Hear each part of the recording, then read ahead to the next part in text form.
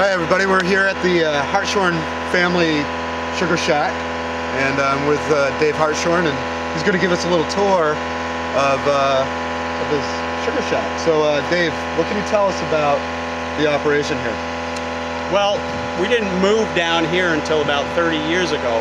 This was a sugar house, then it was a hay barn, then it was a cow barn, now it's back to a sugar house again. We used to make our syrup on the top of Lincoln Gap way back in with lanterns and generators, and it was a long ways up in there, no power. So then we moved down here with power and refurbished this into a sugar house once again. So I guess we've been making syrup in it for this one for 30 years. And so before that, how long has your family made maple syrup here? 8 generations. In the Mad River Bell? 8 generations. 8 generations? Very good. And so how many trees? I think we...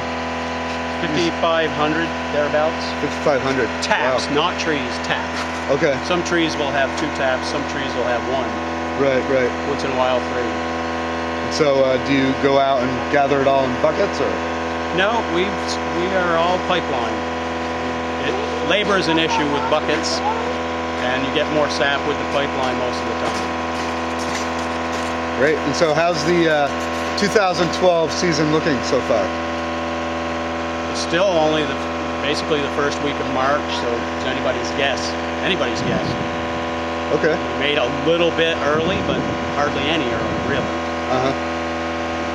And so how many gallons do you usually make? What would the greatest? Well, our best has been 1,650 gallons. 1,650. And our worst has been 375 with the same amount of taps. Our worst year was the year we had the most snow. And surprisingly, I've tapped on top of the mountain on bare ground twice and had decent seasons. Don't listen to what the old folks tell you. They don't know either. They don't know either. All right, well, let's go inside and take a look at how this works. Okay.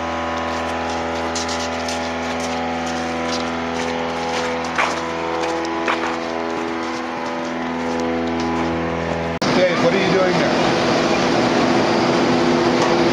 How long? Hang on. Is this the test? Well, we're trying to figure out what rate we got right now on that last batch. What do you think that is? That's more of a medium taste than a fancy taste. Pretty cool. That's good. You go fancy. That's good.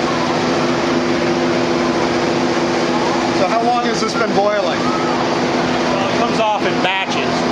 So it's probably been 15 minutes since the last batch came off. And we took 20 gallons off the last batch. 20 gallons of syrup. And how many gallons of sap does it take to make a gallon? Depends on the summer before. If it's a sunny summer... You want those in bottles? No, I want the next batch in bottles. It's got to be really light for her in bottles. So how many gallons of sap does it take to make a... The sap is really sweet. The trees have a lot of limbs. 30 to 1. Mountain maples, 40 to 50 to 1. How many... And what is this? What are you doing here? That tells us when it's syrup. It tells about the sugar content? Yep. And temperature. When it's 219, it's syrup. Or when it's that density, it's too thin, it's sinking. Right. It doesn't have the right density. So when it floats, it's done. You can tell you're almost there by the way it comes off that ladle. It starts to drape. Right. Start getting that curtain. Now that's a very light colored syrup too. The amber is very light in color, so it's a fancy. And we tell that by the sample bottle. Very close.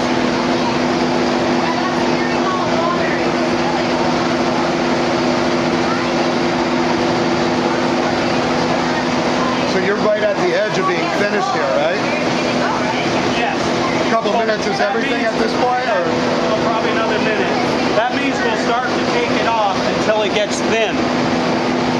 You have to, it's not all going to come off on that red line. As the batch gets through, it's heavier, it goes to thinner.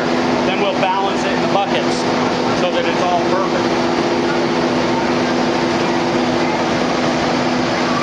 So you'll actually blend it. We'll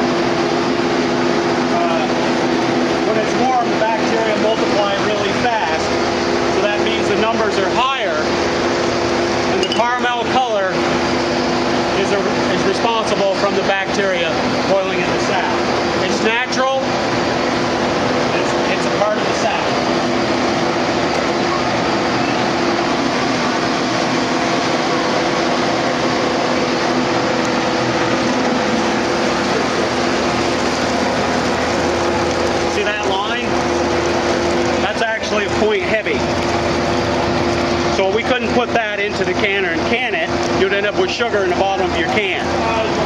Right. If it's too thin, what do you get? You get a fermented, smelly, vinegary type syrup. So it has to be right on that line. Then it won't go either way. And you can get that just by blending.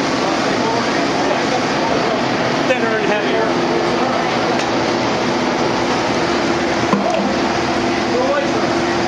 Now, sometimes flavor is affected by the group of trees. A sugar bush acts like a vineyard. Different wines have different tastes based on the soil. Different sugar bushes have different tastes based on the soil. Some folks in town have hardly any taste in their syrup, and other folks have a really mapley taste. Sometimes, So it's terroir. sometimes it's you pick up off flavors because of dirty lines, dirty pans, burned syrup, burning on the pan.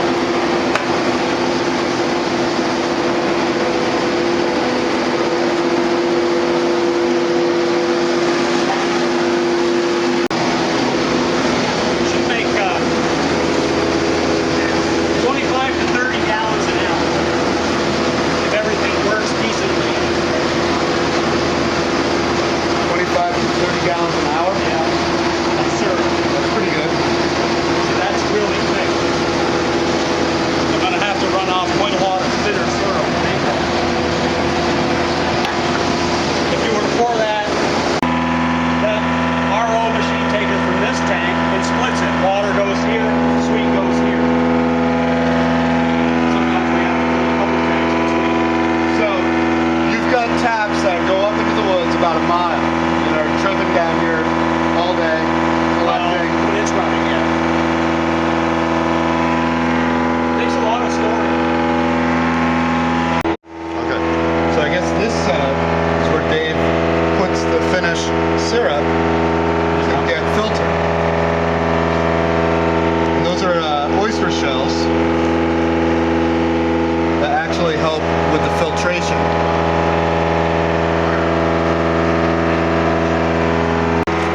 Sugar doesn't freeze as quick as water. You freeze it from the outside, Okay. collect the juice, keep freezing, collect the juice, keep freezing. Eventually, you'll end up with syrup. You take a sap spout that drips an icicle, always on the bottom of the icicle will be one drop of maple syrup. Because it sits there evaporating off the tip of that, evaporates. So it's almost like distilling in some ways. Get the water out of it. You want to get the water out. All right, well, thanks for the tour, Dave. Oh, and by the way, these barrels, these are 30-gallon barrels here. So 30 gallons times 11.06 pounds to the gallon, you know, plus 50 pounds for the barrel. You can guess how heavy these get.